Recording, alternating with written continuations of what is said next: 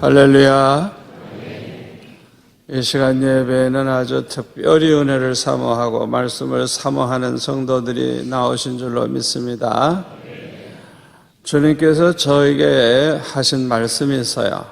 주님이 저에게 직접 말씀하셨어요.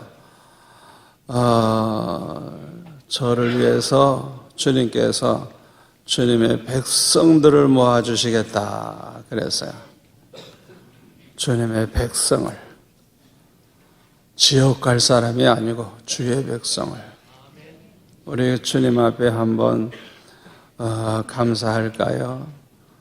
주님, 나를 주의 백성으로 인정해 주시니 감사합니다. 다 같이 한번 고백합시다. 주님, 나를 주의 백성으로 인정해 주시니 감사합니다. 할렐루야, 할렐루야. 우리가 허물이 많고 죄가 많고 너무너무 부족하지만 나를 주의 백성으로, 나를 주의 백성으로 구별하시고 인정해 주신 그 축복 얼마나 감사해요. 아멘. 우리가 부족함에도 불구하고 나 같은 죄인을 주의 백성으로 인정해 주시니 감사합니다. 항상 감사하시기를 바랍니다. 오늘 본문의 말씀도 우리 예수님께서 그 천국에 대한 그 비유를 말씀하신 그런 말씀입니다. 오늘 본문에 보면은 천국은 마치 밭에 감추인 보화와 같으니 사람이 이를 발견한 후 숨겨두고 기뻐하여 돌아가서 자기의 소유를 다 팔아 그 밭을 샀느니라. 그렇게 예수님이 말씀을 하셨습니다. 여러분들이 이렇게 그 마태복음 설교를 쭉 들으실 때 천국, 천국, 천국, 천국이란 말이 여러 번 나오는 걸 알 수가 있죠.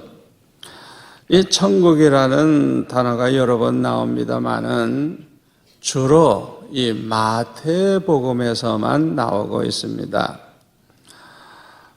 신약 성경에는 37번 나오는데 36번이 마태복음에 나오고 디모데후서 4장 18절에 한 번 나옵니다.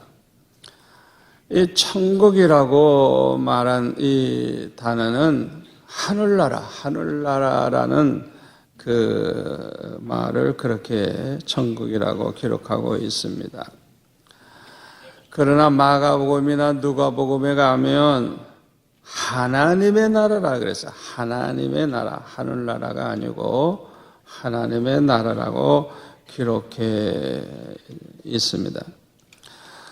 이렇게 다르게 기록한 이유가 있어요.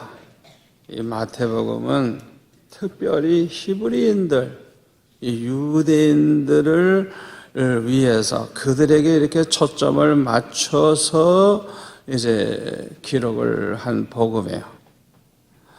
그러나 마가복음이나 누가복음 같은 것은 헬라인이나 로마인이나 이방인들 모든 사람들에게 복음을 이제 전해주기 위해서 이제 기록한 것입니다. 그렇기 때문에 이렇게 달리 표현을 하는 거예요. 이렇게 기록한 이유는 히브리인들, 그 유대인들은 십계명을 받았죠. 십계명. 그 십계명 중에 하나님의 이름, 여호와 하나님의 이름을 망령되이 일컫지 말라 하신 그 계명이 있거든요. 그래서 하나님의 이름을 혹시나 망령되이 그렇게 일컬을까 봐 항상 조심하고 하다가 보니까 아예 그 말을 사용하기를 꺼려한 거예요. 함부로 사용할 수가 없는 거예요. 내가 함부로 하나님 소리를 함부로 했다가 망령되이 일컫는 죄를 범할까 봐. 그래서 그들은 하나님이란 말을 쓰지를 아니한 것입니다. 우리가 어른의 이름을 함부로 부르지 않죠. 철이 없는 아이라면 몰라도 제대로 된 사람이라면 어른들, 존경하는 그 어른들의 이름을 함부로 부를 수가 없죠. 그러니까 하나님의 이름을 어떻게 함부로 부를 수 있느냐 이거예요. 그래서 이 성경을 이렇게 기록하는 서기관들도 하나님이라는 그 단어를 그대로 읽지를 못하는 거예요. 그리고 기록을 할 때는 붓을 빨아가지고 다시 깨끗하게 해서 하나님이라는 단어를 쓸 정도로 그렇게 그 한마디 한마디를 아주 신중하게 그렇게 경건한 마음으로 기록을 했다고 합니다. 우리가 항상 하나님께 영광만 돌리면서 산다고 하면 우리가 하나님의 자녀입니다 하고 그렇게 말을 해도 좋지만은 하나님의 영광을 가리우고 세상 사람과 똑같은 짓을 하고 정말 부끄러운 죄를 범하는 인간이라고 하면 우리가 하나님의 자녀란 말을 했다가는 누구 망신해요? 나 때문에 하나님 망신당하는 거 아니에요? 그 존귀한 하나님의 그 이름이 얼마나 더럽혀집니까?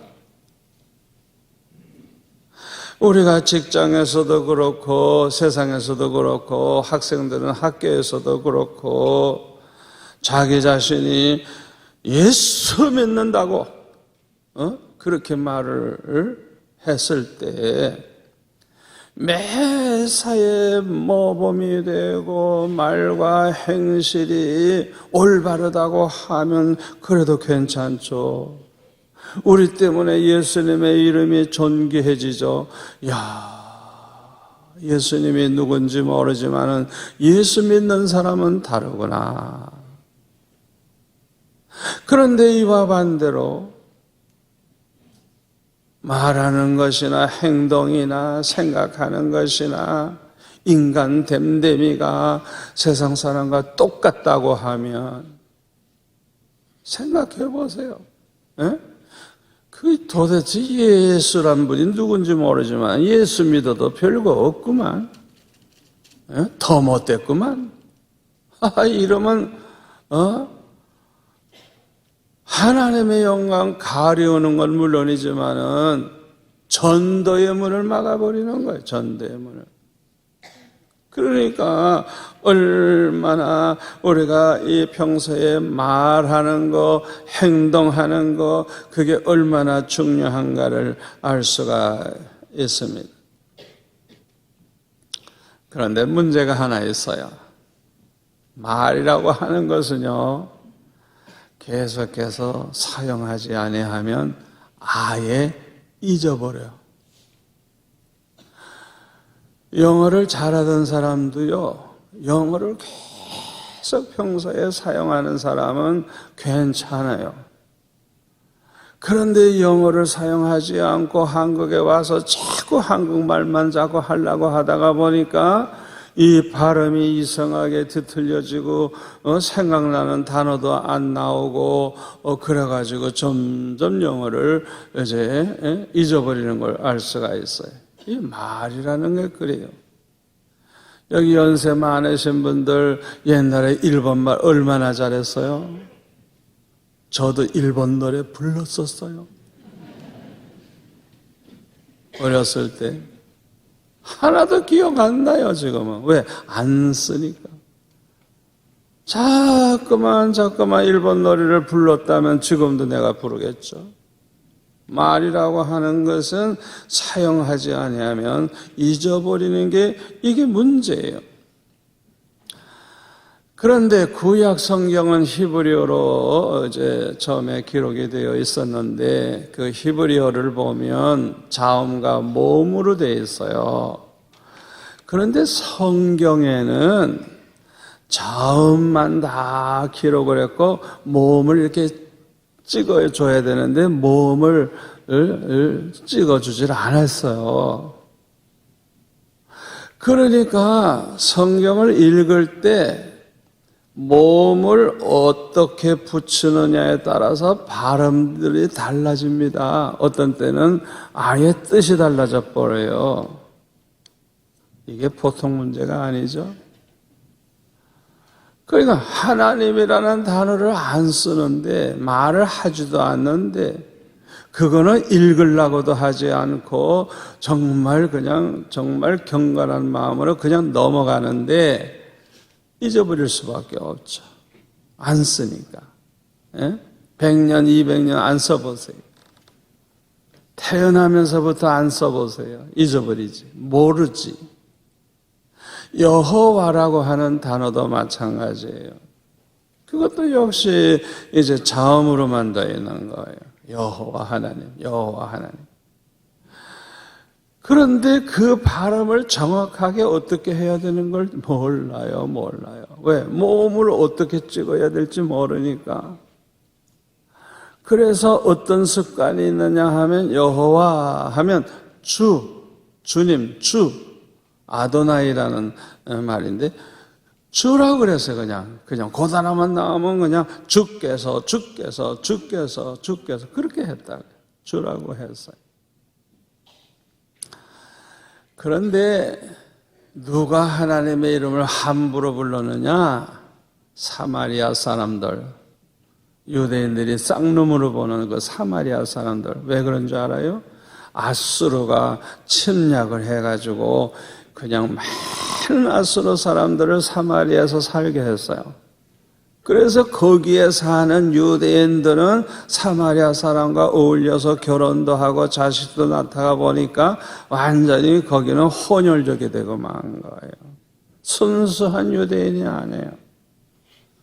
그래서 예수님이 수가성에 가셨을 때 수가성 여인이 뭐라 그랬어요? 당신은 유대인으로서 어떻게 이 사마리아인인 나와 상종하느냐? 왜? 상종도 안 해요, 상종도. 이 사람들은요, 경건하지도 않고, 하나님 두려워하지도 않고, 함부로 그냥 사용한 거예요. 그런데 그들이 여호와를 야훼라고 불러요. 야훼. 그래서 어떤 신학자들은 여호와보다는 야훼. 그들이 말을 계속 사용했으니까 잊어버리지 않고 보존되지 아니했을까 해가지고 그렇게 주장하는 학자도 있습니다. 그러나 정확한 건 아무도 몰라요. 그런데 오늘 본문에 보면 예수님은 천국을 뭐라 그랬어요? 밭에 감추인 보화와 같다. 그렇게 말씀을 하셨습니다. 천국은 하나님의 아들이시며 만주의 주가 되시고 만왕의 왕이 되시는 예수님이 육신을 입고 이 땅에 이 세상에 탄생하는 그 순간부터 이미 시작이 된 것입니다. 그리고 그 예수님을 통해서 천국 복음이 이제 전파되면 전파될수록 하나님의 나라는 확장되어 나아가게 된 것입니다. 저와 여러분이 열심히 복음을 전하게 되면 하나님의 나라는 계속해서 더 빨리 확장될 것입니다. 그런데 우리가 복음을 전하는 것을 우리 예수님은 가장 기뻐하시지만은 사탄은 가장 싫어합니다. 여러분이 그걸 아셔야 돼요. 왜 전도하기가 좀 싫고 전도하려고 하면 겁이 나고 부담스럽고 그런 줄 알아요?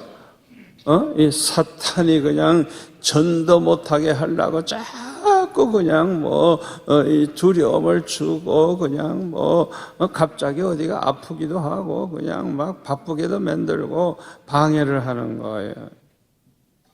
그러나 우리 주님은 제일 기뻐하시는 거예요. 아멘. 아멘.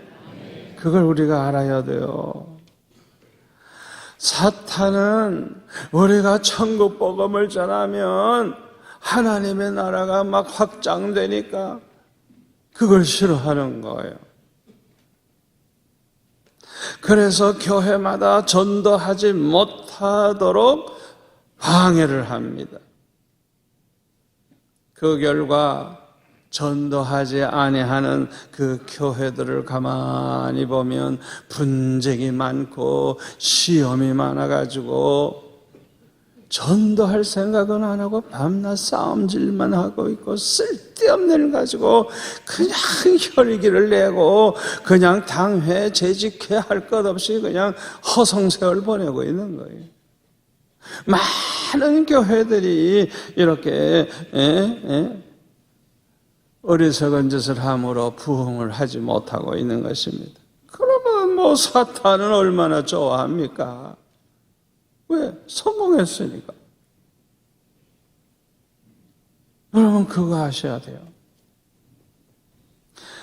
우리는 사탄에게 속아서는 안 될 것입니다. 아무리 힘들어도 아무리 사탄이 방해해도 열심히 전도하고 복음을 전해야 될 줄로 믿습니다. 온 천하에 다니면서 모든 민족에게 천국 복음을 전파하는 것은 주님의 지상 명령입니다. 우리는 이 주님의 명령에 순종해야 됩니다. 우리가 주님의 명령에 순종하면 우리 주님이 기뻐하시고 주님이 함께 하셔서 사탄과 싸워 이기게 될 줄로 믿습니다. 요한계시록 17장 14절에 보면 이 기독교를 방해하고 예수 믿는 걸 방해하는 원수들이 있는데요. 한번 같이 읽을까요?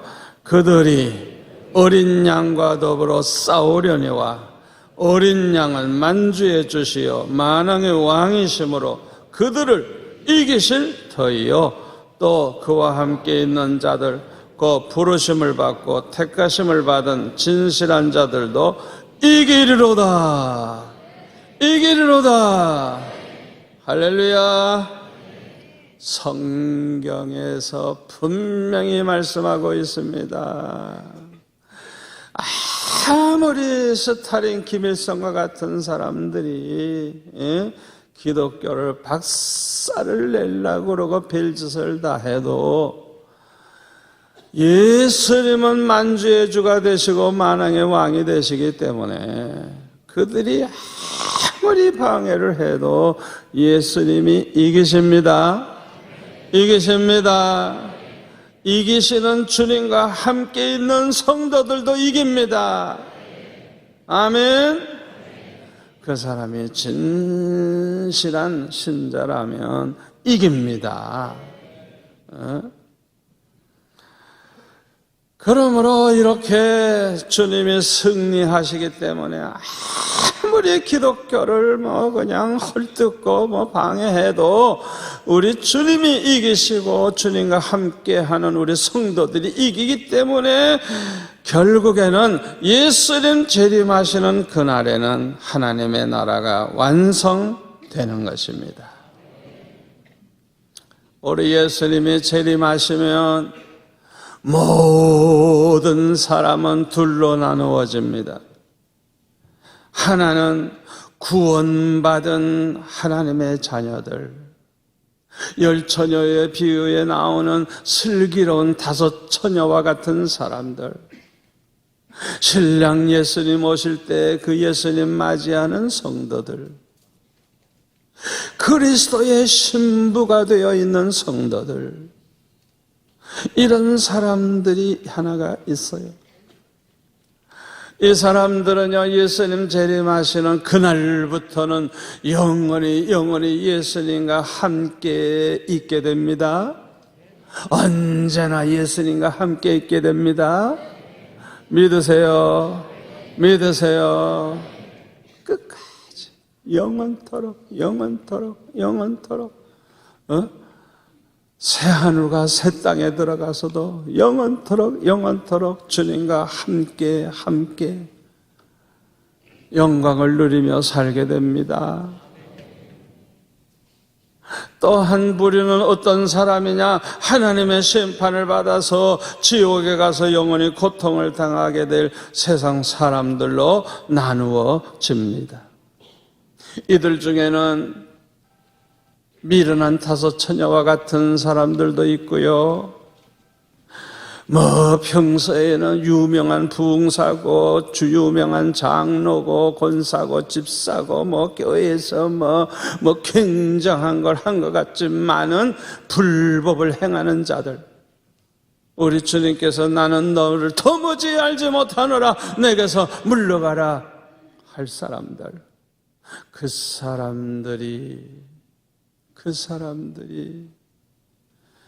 심판을 받게 됩니다.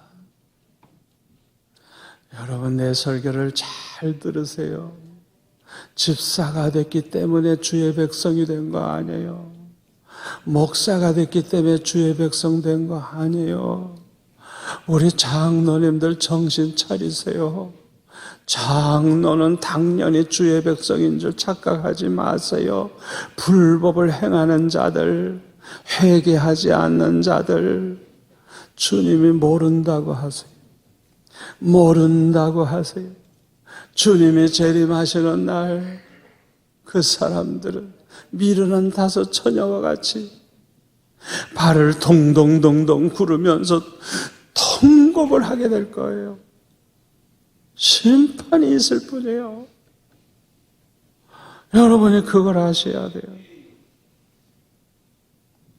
지금은 구원받은 하나님의 자녀들이 세상에서 어려움을 많이 당하지만은 우리 주님이 재림하시면 영광을 얻게 됩니다. 아멘.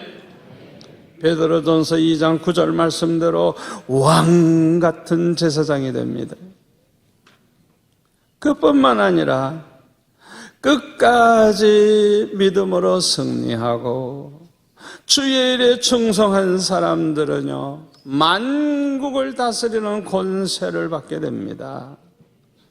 요한계시록 2장 26절 7절 같이 읽을까요?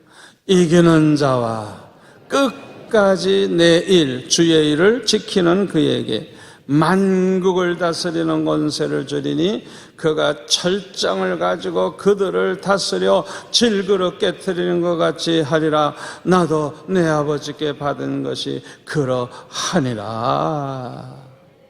아멘. 여러분, 이 말씀을 묵상해 보세요. 엄청난 말씀입니다. 이 구절을 여러분이 가만히 읽고 생각해 보세요.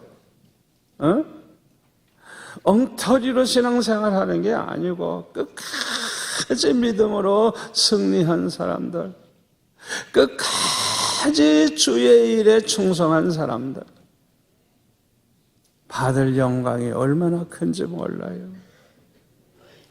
요한계시록 20장 4절 우리 한번 또 같이 읽을까요?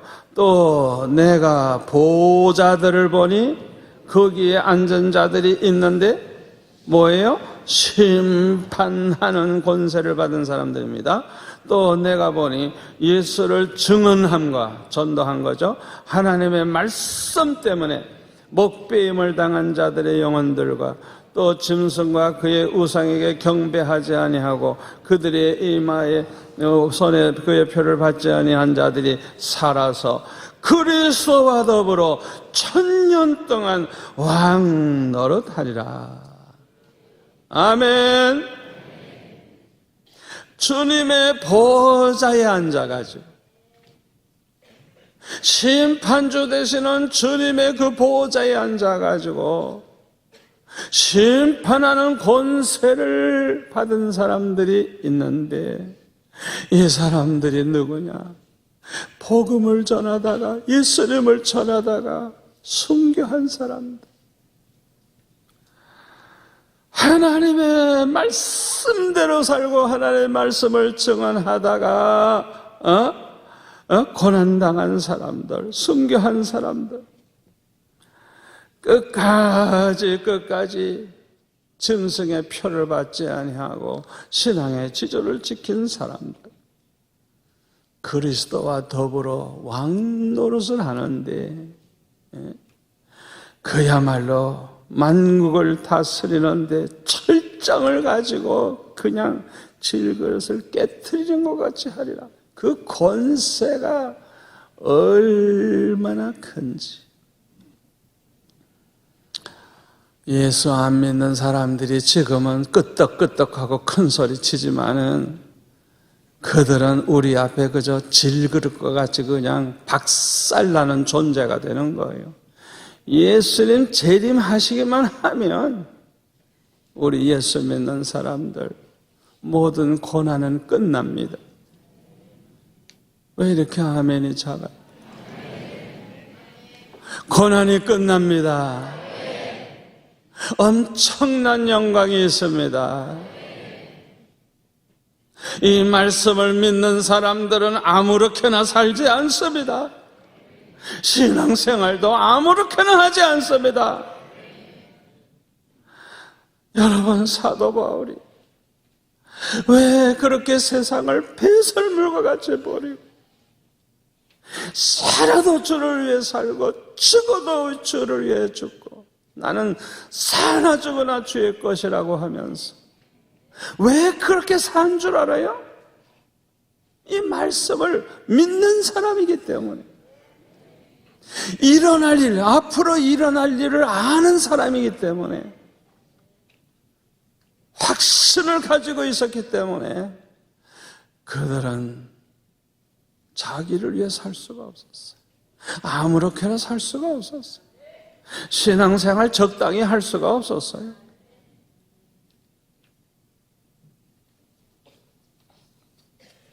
그런데 오늘 본문에 보면요, 어떤 사람이 남의 밭에 왜 들어갔는지 모르겠어요. 자세히 기록이 안 되어 있으니까.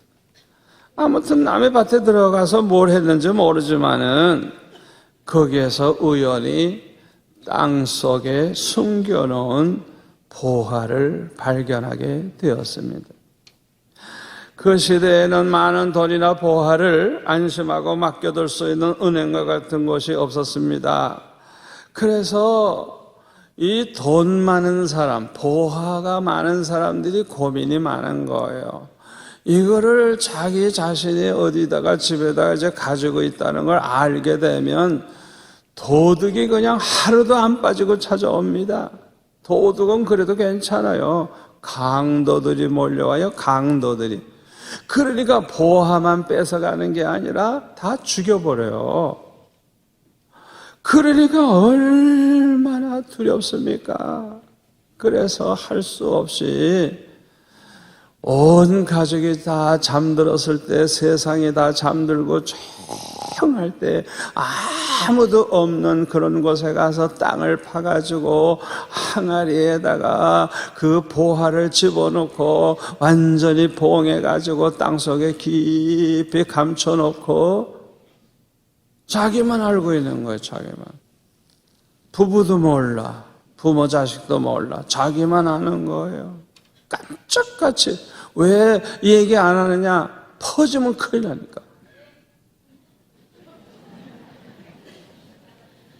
그런데 문제는 자기 혼자만 알고 있다가 죽어버린 거예요. 아무에게도 얘기를 안 했는데. 그러니까 그 땅속에 묻혀있는 보화는 주인 없는 물건이 된 거예요. 그러니까 그 시대에는 이런 일이 많았대요.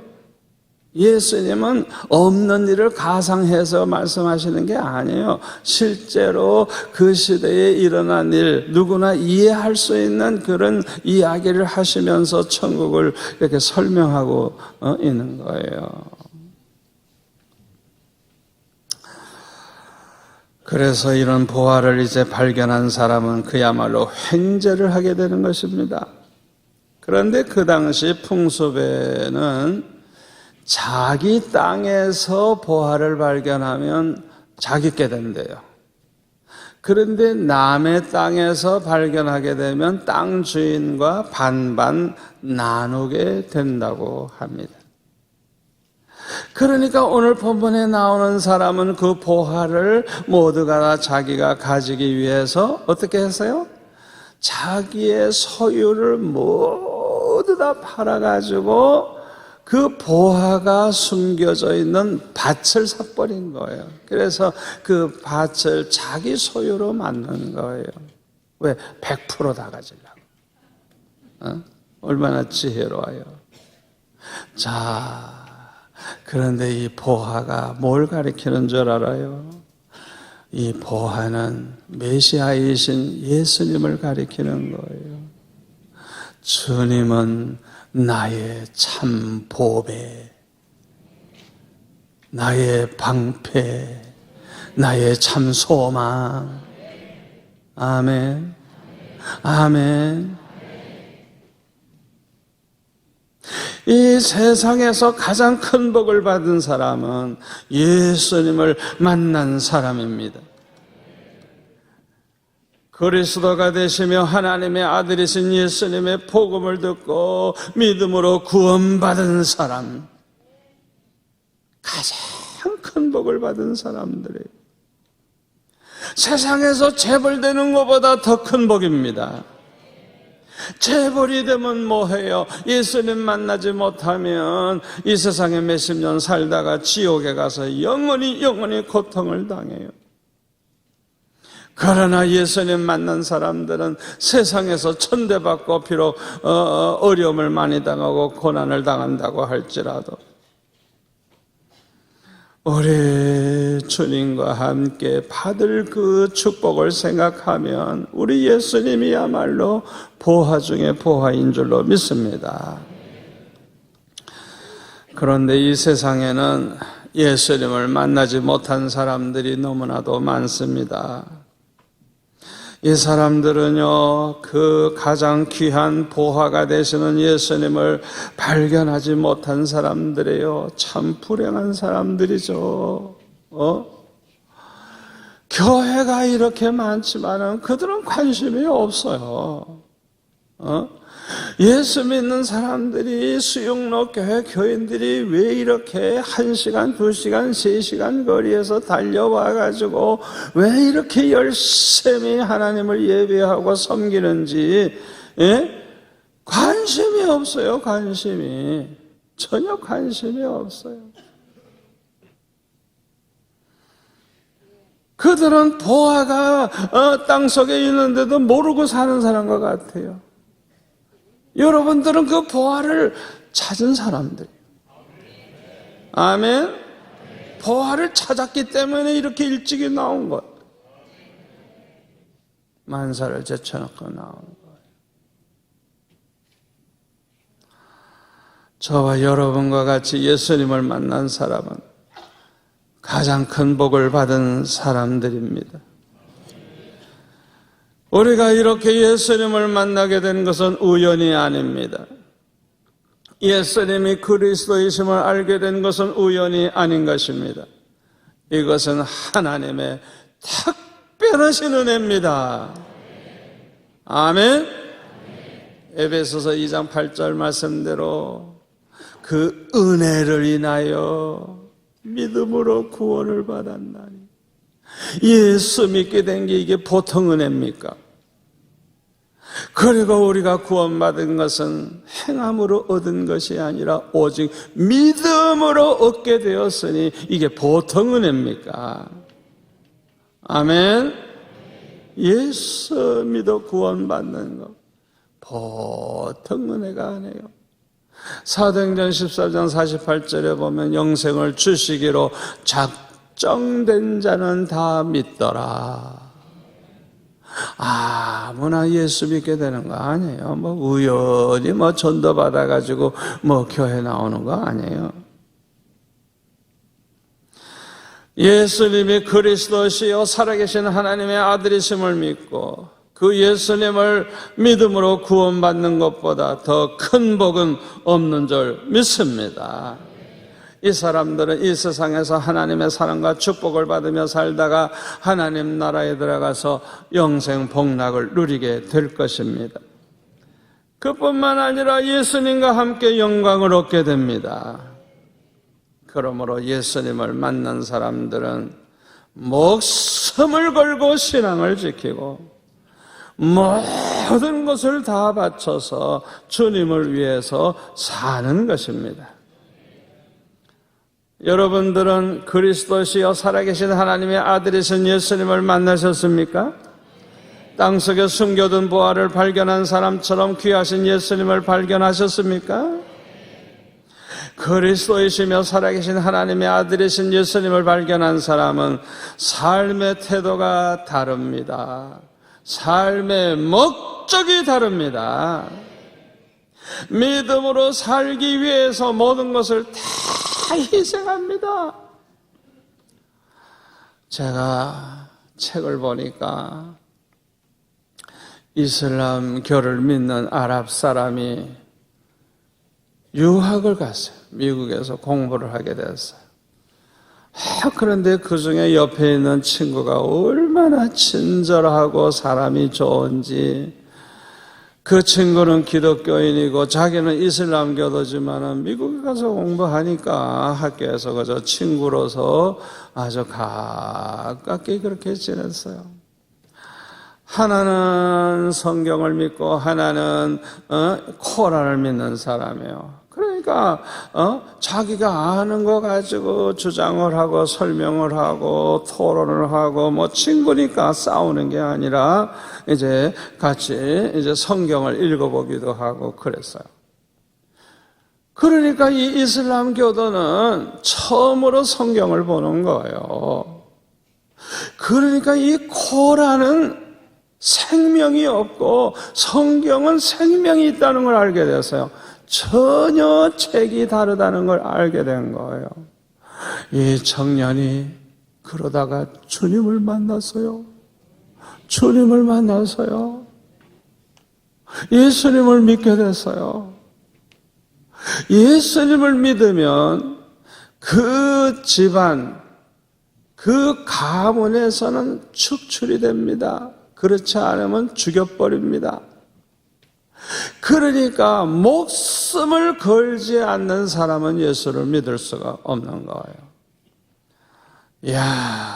그런데 이 사람이 예수를 믿고요, 자기가 성경을 보다가 자기가 주님을 만나는 체험을 했기 때문에 자기와 같은 이슬람 교도들을 어떻게 해서든지 예수 믿게 하려고 그들을 위해서 복음을 전하는 자가 됐어요.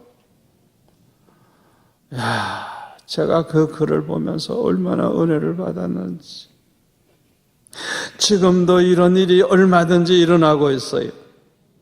이 사람들은 목숨을 걸고 믿음을 지키고 있는 것입니다. 그리고 복음을 전하기 위해서 전심전력을 다하고 있어요. 이런 사람들을 통해서 하나님의 나라는 계속 확장되고 있는 것입니다. 아무쪼록 여러분들도 오늘 이 순간부터는 아무렇게나 살지 마세요. 아무렇게나 신앙생활 하지 마세요. 아멘. 여러분들이 오늘 주신 말씀 마음에 붙잡고 이제는 정말 주님을 기쁘시게 해드리면서 살아가시는 성도가 되시기를 축원합니다. 기도하겠습니다. 아버지 하나님 감사합니다. 오늘 이 자리에 나온 것 자체가 하나님의 은혜인 줄로 믿습니다. 오늘 이 자리에 나오신 한 분 한 분 다 주님을 만난 분인 줄로 믿습니다. 아버지, 아무렇게나 살지 않게 도와주옵소서. 신앙생활도 아무렇게나 하지 않도록 성령이여 도와주옵소서. 이제는 삶의 태도가 달라지고 목적이 달라지게 하여 주옵소서. 예수님의 이름으로 기도하옵나이다. 아멘.